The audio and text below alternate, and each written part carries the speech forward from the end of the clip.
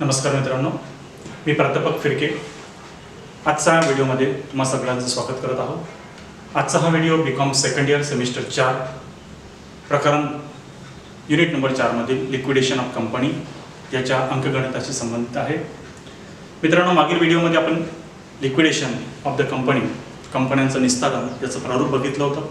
बरोबर तो प्रारूपातले पद तोपर्यंत समजत नाही जोपर्यंत आपण एखाद्या उदाहरणासह त्याला समजावून घेत नाही। करिता एक साधं सोपं सरळ गणित उदाहरणासह आपण समजून घेतो आहोत, जेणेकरून तुम्हाला त्याची संकल्पना अजून चांगल्या प्रकारे समजून येईल। आजच्या या गणिताचं डिस्क्रिप्शन बॉक्समध्ये तुम्हाला गणित आणि त्याचं उत्तर हे दिलेलं आहे। या व्हिडिओमध्ये टायटलच्या खाली जो ट्रायंगल दिलेला आहे, या ट्रायंगलला जर का तुम्ही क्लिक केलं तर या ट्रायंगलला क्लिक केल्यानंतर तिथे एक गुगल डॉक्युमेंटची लिंक केला, हायपरलिंक राहील निळ्या रंगाची। त्या गुगल डॉक्युमेंटच्या हायपरलिंकला क्लिक केल्यानंतर हे गणित उदाहरणासह तुमच्या अवलोकनासाठी तुमच्याजवळ उपलब्ध राहील आहे। त्याला लिहून घ्यायचं आपल्या रजिस्टरमध्ये आणि लिखाण केल्यानंतर गणिताचं उत्तर कसं बनवलेलं आहे हे समजवण्यासाठी आजचा हा आपण व्हिडिओ बनवत आहोत। गणिताचं सुरुवातीला पूर्ण वाचन करायचं।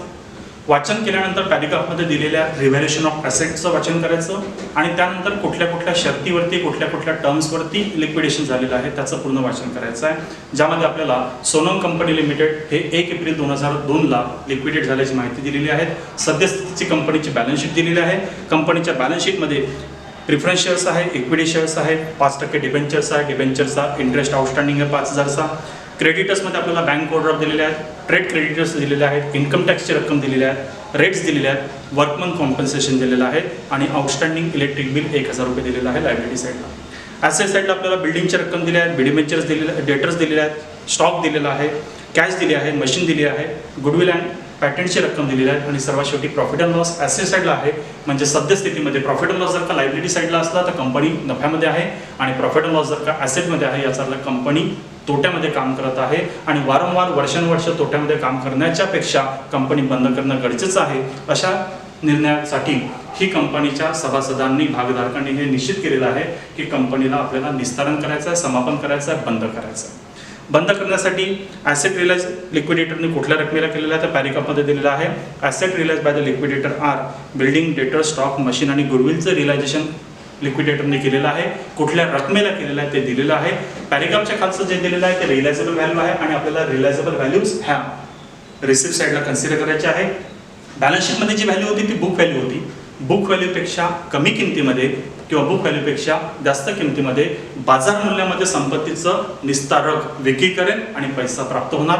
किती पैसा प्राप्त झाला याची रक्कम आपल्याला पॅरिग्राफच्या खाली रिअलायझेबल व्हॅल्यू दिलेली असते। त्या रिअलायझेबल व्हॅल्यू आपण बिल्डिंग, डेटर, स्टॉक, मशीन आणि गुडविलच्या कन्सिडर केलेल्या आहेत। ज्याच्या रिअलायझेबल प्राइस दिलेला नाही याचा अर्थ त्या ॲसेटचं बुक मूल्य जेवढं आहे तेवढंच रिअलाइज झालेलं राहिलं आहे किंवा त्याचं रिअलायझेशन व्हॅल्यू राहणार नाही असंही राहू शकते। रिअलायझेशन नंतर आपल्याला दिलेला आहे liquidator's remuneration was 5% on asset realise by him and 1% on amount paid to unsecured creditors. त्याचं मानधन किती राहणार आहे निस्तारकाचं, तर निस्तारकाचं मानधन 2 पद्धतीनं राहणार आहे। 5% on asset realise by him, निस्तारकाने जेवढी रक्कम रिअलाइज केलेली आहे त्या रिअलायझेबल झालेल्या रकमेवरती 5%। सर्वसाधारणप्रमाणे रिअलायझेशन किती झालं 11 lakh, including cash excluding cash. मागील लेक्चरमध्ये सांगितलं होतं जोपर्यंत स्पेसिफिक सूचना दिलेल्या राहत नाही, करार राहत नाही की realisation of asset including cash, तेव्हा मग आपण 11 लाखाचे रिअलायझेशन आणि 20,000ची कॅश या दोन रकमेवरती 5%चं त्याचं रेम्युनरेशन देणार। सर्वसाधारण परिस्थितीमध्ये त्यांनी संपत्तीचं विक्री करण्यासाठी जेवढे परिश्रम घेतले त्या परिश्रम घेतलेल्या रकमेवरतीच 5% आकारणी करायची आहे। या ग्रंथामधला रिसिप्ट साईडला त्याचं रिअलायझेशन 11 लाख रुपये झालेलं आहे, म्हणून 11 लाख रुपयावरती 5% दरानं आपण 55,000 रुपयाचं त्याचं रेम्युनरेशन काढलं। त्यानंतर रेम्युनरेशन दिलं होतं 1% on amount paid to unsecured creditors, 1% on amount paid to payment to unsecured creditors. मागील लेक्चरमध्ये तुम्हाला 2 सूत्र दिले होते, sufficient cash available, insufficient cash available. Available असलेली कॅश ही अनसेक्युअर्ड क्रेडिटर्सच्या तुलनेमध्ये जास्त जर का असली तर सफिशियंट कॅश अवेलेबलचं सूत्र राहतं। याच्यामध्ये सरळ सरळ क्रेडिटर्सची रक्कम इंटू रेट डिवायडेड बाय 100चं सूत्र लावायचं आहे। परंतु जर का कॅश अवेलेबल क्रेडिटर्सच्या रकमेपेक्षा कमी जर का असेल तर त्या केसमध्ये म्हटलं जातं इनसफिशियंट कॅश अवेलेबल आणि तिथे अमाऊंट अवेलेबल असताना cash available into rate divided by 100 plus rate असं सूत्र लावायचं असतं. हे दोन्ही सूत्र मागील लेक्चरमध्ये दिले होते, परंतु इथे सिच्युएशन 1 आहे का सिच्युएशन 2 आहे हे समजण्यासाठी आपल्याला तुलना करावी लागेल. दोन गोष्टींची. कुठल्या गोष्टीची तुलना करायचं आहे? अनसिक्युअर्ड क्रेडिटर्सची रक्कम आणि अवेलेबल कॅश याची तुलना करायची आहे. मित्रांनो, अवेलेबल कॅश म्हणजे आपल्याला पूर्ण कॅश 11,20,000 ची तुलना करायची नाही आहे, तर क्रमवारी पद्धतीने सुरुवातीला फुल्ली सेक्युअर्डचं पेमेंट करायचं आहे, नंतर लिक्विडेटरचं मानधन पेड करायचं आहे, 3 नंबरवरती प्रिफरन्शियल क्रेडिटर्स पेड करायचे आहे, 4 नंबरवरती सिक्युरिटी क्रेडिटर्स पेड करायचे आहे आणि नंतर 5 नंबरवरती क्रम येतो अनसिक्युअर्ड क्रेडिटर्सचा. या 4 पेमेंट झाल्यानंतर म्हणजे टोटल कॅश मधून वजा 1 वजा 2 वजा 3 वजा 4 च्या भुगतांच्या रकमा वजा केल्यानंतर 5व्या क्रमावरती अनसिक्युअर्ड क्रेडिटर्सला पेमेंट करायचं आहे 1,88,000 आणि उपलब्ध असलेली कॅश किती आहे याची तुलना करायची. आणि जर का कॅश अवेलेबल ही क्रेडिटर्सच्या रकमेपेक्षा जास्त जर का असेल तर त्या केसमध्ये सफिशियंट कॅश अवेलेबल आहे असा निर्णय घेता येतो. आता ही तुलना करण्यासाठी आपल्याला काय करावं लागतं? कॅश अवेलेबल मधून एक एक रक्कम मायनस करायची असते. जसं कॅश अवेलेबल किती होती? 11,20,000. मग payment number 1 liquidation expenses, payment number 2 preferential creditors, payment number 3 secured creditors. या प्रकारे एक एक रक्कम वजा करायची. जसं लिक्विडेशन एक्सपेन्सेस किती आहे? 4,000 आहे, अधिक 55,000चं मानधन आहे आणि दुसरं मानधन आपल्याला काढता येत नाही. प्रिफरन्शियल क्रेडिटर्स किती होते? 17,000 रुपयाचे. त्यानंतर सेक्युअर्ड क्रेडिटर्स किती रुपयाचे आहे? 2,05,000 रुपयाचे. अशा रकमा मायनस केल्यानंतर जे राहणार ते राहतं cash available to unsecured creditors. आता हे कॅल्क्युलेशन केल्यानंतर या गणितामध्ये ही कॅश अवेलेबल अनसिक्युअर्ड क्रेडिटर्सच्या पेमेंट करण्याकरिता अनसिक्युअर्ड क्रेडिटर्सला पेमेंट करायची रक्कम किती पाहिजे होती? 1,88,000. त्याच्यापेक्षा जास्त असल्या कारणानं या गणितामध्ये पहिलं सिच्युएशन लागू होत आहे. आता हे करण्याकरिता आपल्याला लायबिलिटी साइडचे जे टोटल क्रेडिटर्स आहेत त्याची रक्कम कन्सिडर करावी लागेल. लायबिलिटी साइडच्या टोटल क्रेडिटर्स पैकी सेक्युअर्ड क्रेडिटर्स कोणते असतात? डिबेंचर होल्डर हे बाय डिफॉल्ट सेक्युअर्ड क्रेडिटर्स आहेत. मग प्रिफरन्शियल आणि नॉन प्रिफरन्शियलची यादी कशा प्रकारे कन्सिडर करायची?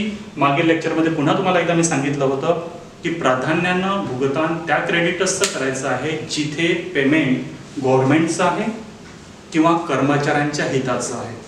गव्हर्नमेंट पेमेंट्समध्ये government taxes, government rates, government duties, excise duty, custom duty, income tax duty, GST सरकारचं देणं सर्वात पहिल्यांदा अग्रक्रम क्रमावरती पेमेंट करायचं आहे, म्हणून ते प्रिफरन्शियल क्रेडिटर्स होतात. म्हणून टोटल क्रेडिटर्स मधनं आपण प्रिफरन्शियल क्रेडिटर्स मध्ये ह्या 3 रकमा कन्सिडर केलेल्या आहेत, ज्यामध्ये इन्कम टॅक्सची रक्कम, रेट्स अँड टॅक्सेसची रक्कम आणि एम्प्लॉईचं पेमेंट, वर्कमन्स कॉम्पेन्सेशन. वर्करचं सॅलरी असेल, बोनस असेल, कमिशन असेल किंवा त्यांचा क्लेम जर का असेल तर कर्मचाऱ्यांचे देणे हे प्रिफरन्शियल क्रेडिटर्स मध्ये मोडतात. यामध्ये प्रिफरन्शियल क्रेडिटर्सची रक्कम किती होती? 17,000ची. त्यानंतर लायबिलिटी साइडला कॅपिटल आणि सेक्युअर्ड लोनच्या व्यतिरिक्त जे जे पद आहेत ते अनसेक्युअर्ड क्रेडिटर्स मध्ये मोडतात. अनसेक्युअर्ड क्रेडिटर्स मध्ये बँक ओव्हरड्राफ्ट आला, ट्रेड क्रेडिटर्स आले आणि उर्वरित इलेक्ट्रिसिटी आली. आता अनसेक्युअर्ड क्रेडिटर्स मध्ये मूळतः आपल्याला कन्सिडर करायचं असतं प्रिफरन्शियल क्रेडिटर्स आणि नॉन प्रिफरन्शियल क्रेडिटर्स. ह्या दोन्ही रकमा अनसेक्युअर्ड क्रेडिटर्स मध्ये समाविष्ट झालेल्या असतात. म्हणून टोटल अनसेक्युअर्ड क्रेडिटर्सचं पेमेंट किती आहे? म्हणजे प्रिफरन्शियल आणि नॉन प्रिफरन्शियल ह्या दोघांची बेरीज केल्यानंतर जे राहतं त्याला म्हटलं जातं टोटल क्रेडिटर्स. टोटल मधून फुल्ली सेक्युअर्ड मायनस केले तर जे आहे ते टोटल अनसेक्युअर्ड आहे. पण अनसेक्युअर्डला प्राधान्याने पेमेंट करणारे प्रिफरन्शियल होतात आणि प्राधान्याने पेमेंट न करणारे नॉन प्रिफरन्शियल होतात. म्हणून मूळतः preferential creditors plus non preferential creditors is equal to total unsecured creditors. मित्रांनो, रेम्युनरेशन करत असताना वाक्यरचना जोखमीने वाचायची आहे, काळजीपूर्वक वाचायची आहे. बऱ्याच गणितामध्ये तुम्हाला मिळेल 1% on amount paid to unsecured creditors excluding preferential creditors. त्या गणितामध्ये नियम जरी preferential plus non preferential is equal to unsecured creditors जर का असला हा सर्वसामान्य नियम झाला. पण सूचना जर का दिलेली आहे की payment made to unsecured creditors excluding preferential, त्या केसमध्ये प्रिफरन्शियलची रक्कम घ्यायची नाही, फक्त आणि फक्त नॉन प्रिफरन्शियलची रक्कम घ्यायची, म्हणजे आपण 1,88,000च्या रकमेवरतीच 1% कॅल्क्युलेशन केलं असतं. जसं आपण इथे करतो, इन्क्लुडिंग कॅश की एक्सक्लुडिंग कॅश. सर्वसाधारणप्रमाणे काय करायचं आहे, कॅशला घ्यायचं नाही, म्हटलं तरच घ्यायचं. तशा पद्धतीनं अनसेक्युर्ड क्रेडिटर्स वरती 1%. तर अनसेक्युर्डची डेफिनेशन काय आहे, तर अनसेक्युर्ड मध्ये प्रिफरन्शियल आणि नॉन प्रिफरन्शियल सर्वसाधारण पद्धतीने समाविष्ट होतात, म्हणून दोघांची रक्कम बेरीज करून आपल्याला घ्यायची आहे. म्हणून या ग्रंथामध्ये आपण प्रिफरन्शियलचे 17,000 आणि नॉन प्रिफरन्शियलचे 1,88,000 अशी टोटल रक्कम 2,05,000 अनसेक्युर्डची आहे, ज्यावरती 1% म्हणून 2,05,000 वरती कसे काढले होते त्याचं कॅल्क्युलेशन आपण इथं दिलेलं आहे. Working of calculation of unsecured creditors. Unsecured creditors म्हणजे प्रिफरन्शियल प्लस नॉन प्रिफरन्शियल दोघांची रक्कम 2,05,000 होते, त्याच्यावरती 1% देणं आहे. उर्वरित कॅश ही 2,05,000 पेक्षा जास्त असल्या कारणानं सफिशियंट कॅश अवेलेबल आहे, म्हणून 2,05,000 वरती 1% कॅल्क्युलेशन करून 2,050 रुपयाचं मानधन लिक्विडेटरला अतिरिक्त द्यायचं आहे. लक्षात आलं? एकदा, दोनदा, तीनदा पुन्हा व्हिडिओ पाहायचा आणि लक्षात घ्यायचं. पुन्हा एकदा रिपीट करतो आहे. मानधन जेव्हा अनसेक्युर्ड क्रेडिटर्स वरती राहतो, टोटल अनसेक्युर्ड क्रेडिटर्सचा अर्थ राहतो प्रिफरन्शियल प्लस नॉन प्रिफरन्शियल. परंतु काही गणितामध्ये जर का स्पेसिफिक सूचना जर का दिलेल्या असल्या, निर्देश जर का दिलेले असले की अनसेक्युर्ड क्रेडिटर्सचं रेम्युनरेशन काढायचं आहे एक्सक्लुडिंग प्रिफरन्शियल, तर त्या केसमध्ये तशा अपवादात्मक परिस्थितीमध्ये प्रिफरन्शियल क्रेडिटर्सची रक्कम न देता फक्त आणि फक्त नॉन प्रिफरन्शियल क्रेडिटर्स म्हणजे बँक ओव्हरड्राफ्ट, ट्रेड क्रेडिटर्स आणि इलेक्ट्रिसिटी बिल 1,88,000च्या रकमेवरतीच 1% कॅल्क्युलेशन करून आपण 1,880 रुपये घेतले असते. परंतु इथं एक्सक्लुडिंग प्रिफरन्शियल हा शब्द म्हटला आहे का? नाही. मग सर्वसामान्यप्रमाणे प्रिफरन्शियल, नॉन प्रिफरन्शियल ह्या दोन्ही जाती अनसेक्युर्डच्या आहे. फुल्ली सेक्युर्ड क्रेडिटर्स ज्याला मॉर्गेज दिलेलं आहे, ज्याला गहाण दिलेलं आहे, फक्त अशाच टाईपचं कर्ज, अशाच टाईपचे लोन हे सेक्युर्ड क्रेडिटर्समध्ये मोजल्या जातात. म्हणून हा मुद्दा महत्वाचा होता. आता 1% कॅल्क्युलेशन आपण सफिशियंट कॅश असल्या कारणानं 2,050 काढलं. त्यानंतर क्रमवारीप्रमाणे आपण प्रिफरन्शियल क्रेडिटर्सचं पेमेंट करायचं, नंतर सेक्युर्ड क्रेडिटर्स पेमेंट करायचं. आता प्रोफार्मामध्ये सुरुवातीला आपण कॅश रिलाइज दिले 20,000 रुपये. Asset realise by the liquidator, ज्या ज्या asset realise by the liquidator दिलेल्या आहेत त्या रिलायजेबल प्राइसवरती कन्सिडर केल्या. टोटल कॅश 11,20,000 झाली. पहिलं पेमेंट फुल्ली सेक्युर्डचं करायचं असतं. या ग्रंथामध्ये फुल्ली सेक्युर्ड क्रेडिटर्सची एकाही रुपयाची रक्कम नाही आहे. दुसरं पेमेंट लिक्विडेशन एक्सपेन्सेसचं करायचं आहे. गणितात 4,000 सांगितले होते, त्याचं पेमेंट करून घ्यायचं. पहिल्या क्रमांकावरती रक्कम मायनस केली. त्यानंतर 5% on asset reliance, 5% on asset रिलायन्समध्ये 11 लाखाचं रिलायझेशन केलं, म्हणून त्याच्यावर 5% त्याचं मानधन 55,000 रुपये देणे आहे, तेही पेमेंट करायचं. त्यानंतर अमाऊंट पेड टू अनसेक्युर्ड क्रेडिटर्स, इथे पद लिहायचं, जागा रिक्त राहू द्यायची आणि याचं पर्सेंटेज टक्केवारी जोपर्यंत 5व्या कॅल्क्युलेशनचा क्रम येत नाही तोपर्यंत करायचं नाही. म्हणून मायनस करताना बघा, मी फक्त लिक्विडेशन एक्सपेन्सेस 4,000 आणि 5% ॲसेटचं रिम्युनरेशन मायनस केलं, अवेलेबल कॅश टू अनसेक्युर्ड क्रेडिटर्स केली आणि याची तुलना आपण क्रेडिटर्सच्या रक्कमसोबत करणार. आणि जेव्हा ही रक्कम अनसेक्युर्ड क्रेडिटर्सच्या 1,88,000 पेक्षा मोठी आहे हे सुनिश्चित केल्यानंतर मग आपला निर्णय झालेला आहे की available cash is sufficient for making the creditors. मग कॅश अवेलेबल जर का सफिशियंट आहे क्रेडिटर्सचं पेमेंट करण्यासाठी तर सिंपल 1% रेम्युनरेशन काढायचं. 2,05,000 वरती 1% दरानं 2,050चं रेम्युनरेशन राहणार. अपवादात्मक परिस्थितीमध्ये जर का 1,88,000चं क्रेडिटर्सचं पेमेंट करण्यासाठी अवेलेबल कॅश आपल्याजवळ जर का 1,50,000 रुपये जर का असले, पुन्हा रिपीट करतो आहे, 1,88,000च्या क्रेडिटर्सचं पेमेंट करण्यासाठी अवेलेबल कॅश जर का अपवादात्मक परिस्थितीमध्ये 1,50,000 जर का राहिली असती तर अवेलेबल कॅश ही क्रेडिटर्सच्या रकमेपेक्षा कमी आहे. अशा परिस्थितीमध्ये आपल्याला स्थिती नंबर 2 आपल्या समोर आली असती, म्हणजे कॅश अवेलेबल ही इनसफिशियंट आहे, अपुरी आहे. मग अपूर्ण कॅश अवेलेबल जर का असतील तर अपूर्ण पैशावरती रिम्युनरेशन काढत असताना पैसे जे उपलब्ध आहे त्यामध्ये रक्कम पेडी करायची आहे आणि त्यामध्ये स्वतःचे 1%चं रेम्युनरेशनही अवेलेबल राहिलं आहे. अशा परिस्थितीमध्ये रेम्युनरेशन काढताना सूत्र आपल्याला वापरायचं आहे अवेलेबल कॅश गुणिले रेट 1 भागिले 100 अधिक रेट म्हणजे 101. हे सूत्र अशा अपवादात्मक परिस्थितीमध्ये वापरायचं आहे. मल्टिपल चॉईस क्वेश्चनमध्ये अशा टाईपचे अंकगणित येऊ शकतात, म्हणून हा मुद्दा इथे याच गणितामध्ये कव्हर केला.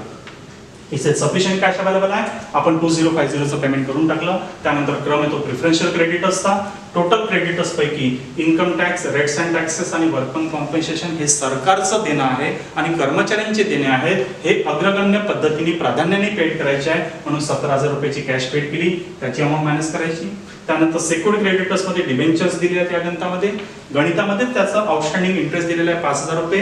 पुन्हा आपण कालच्या थेरीचा लेक्चर सोबत जर का कोरिलेट केलं तर डिबेंचरचं पेमेंट, कर्ज रोख्यांचं पेमेंट हे पेमेंट ऑफ डेट पर्यंत करायचं आहे, ना की बॅलन्स शीट डेट पर्यंत. बॅलन्स शीट डेट मध्ये आणि लिक्विडेटरच्या निस्तारकाच्या भुगतानमध्ये 3 महिने 6 महिने जर का डिले झाला तर डिले होणाऱ्या तारखेपर्यंत up to the date of payment आपल्याला व्याज द्यायचं आहे. इथं स्वतंत्ररित्या तारीख दिलेली नसल्या कारणानं आपण बॅलन्स शीट मध्ये दिलेलं व्याज 5,000चं पेड करतो आहे आणि टोटल पेमेंट करायचं 2,05,000. 2,05,000चं पेमेंट केल्यानंतर अनसिक्युअर्ड क्रेडिटर्ससाठी कॅश अवेलेबल किती आहे? गरजेपेक्षा जास्त आहे. मग अनसिक्युअर्ड क्रेडिटर्सचं पेमेंट करून द्यायचं आहे. बँक ओव्हरड्राफ्ट, ट्रेड क्रेडिटर्स आणि इलेक्ट्रिसिटी त्यांची रक्कम होते 1,88,000. पेमेंट करून दिल्यानंतरही पैसे शिल्लक राहिलेले आहेत. पैसे शिल्लक राहिल्यानंतर मग 6 नंबरवरती क्रम येतो आहे शेअर होल्डर्स. शेअर होल्डर्स मध्ये पहिला कोणता?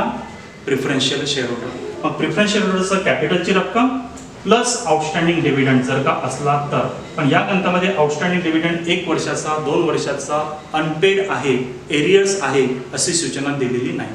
जर का 1 वर्षाचा 2 वर्षाचा एरिया जर का असेल तर डिबेंचर सारखं कॅपिटलची रक्कम इनर कॉलम मध्ये लिहायची, आउटस्टँडिंग डिव्हिडंड अधिक करायचा आणि टोटल अमाऊंटचं पेमेंट करायचं. टोटल पेमेंट आपण किती केलं? त्यांचं टोटल पेमेंट प्रिफरन्शियल शेअरहोल्डरचं केलं 2 लाख रुपये. 2 लाख रुपयाचं प्रिफरन्शियल शेअरहोल्डरचं पेमेंट केल्यानंतरही आपल्याजवळ या पद्धतीने अवेलेबल कॅश किती राहणार? 5 लाखाच्या आसपास. त्यानंतर मायनस करायचं आहे प्रिफरन्स क्रेडिटर्स, प्रिफरन्स शेअरहोल्डर्स. त्यानंतर अवेलेबल कॅश पेड करायचे इक्विटी शेअरहोल्डरला, जो अल्टिमेट आपला ओनर आहे, ज्याचं स्वामित्व आहे. इक्विटी शेअरहोल्डरची रक्कम आहे 3 लाख रुपये. मग 3 लाख रुपयाचं पेमेंट करून द्यायचं. अवेलेबल कॅश अपूर्ण असेल तर इथंच गणित संपेल. पूर्ण पैसे असले तर 3 लाख रुपये पूर्ण पेड करायचे. बऱ्याच परिस्थितीमध्ये नुकसान असल्या कारणानं यांना जोखीम सहन करावं लागते आणि यांना गरजेपेक्षा कमी पैसा जातो. जेव्हा गरजेपेक्षा कमी पैसा जाईल तेव्हा काय करायचं? पेड झालेली रक्कम भागेला नंबर ऑफ शेअर करायचे आणि किती शेअरला किती रुपये दरानं अमाऊंट पेड केली हे कंसामध्ये लिहायचं. परंतु या गणितामध्ये फुल्ली पेड झालेला आहे. 3 लाखाचं शेअर कॅपिटल लायबिलिटी साईडला दिलेलं आहे आणि आपल्या जो अवेलेबल असलेली कॅश 5 लाखाच्या जवळपास आहे, म्हणून पूर्ण पेमेंट केलं आपण 3 लाख रुपयाचं. आता 3 लाख रुपयाचं पेमेंट केल्यानंतरही अपवादात्मक परिस्थितीमध्ये या गणितामध्ये तुमचा जो सरप्लस शिल्लक आहे 1,48,950 रुपये. मग लॉस कोण बेअर करतो? Share holder. मग नफा जर का शिल्लक राहिला तर तो कोण बेअर करेल? Share holder. मालकी हक्क कोणाचा होता? भागधारकांचा. म्हणून जे की सरप्लस रक्कम असतं ती भागधारकांना समाने वाटप करून द्यायचं आहे. परंतु या गणितामध्ये सूचना दिलेली आहे preference shareholders are entitled to receive 20% in a participating profit remain after liquidation payments. आपण प्रिफरन्स शेअरहोल्डरचे प्रकार बघितले होते.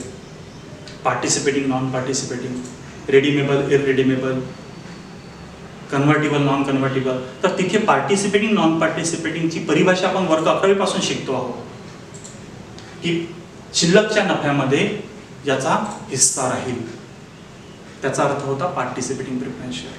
सगळे पेमेंट झाल्यानंतरही 1,48,000चं सरप्लस शिल्लक आहे. नियमाप्रमाणे हे कुणाचं आहे? इक्विटी शेअरहोल्डरचं. जोखीम जर का तो स्वतः सहन करतोय तर नफाही त्याला भेटायला पाहिजे.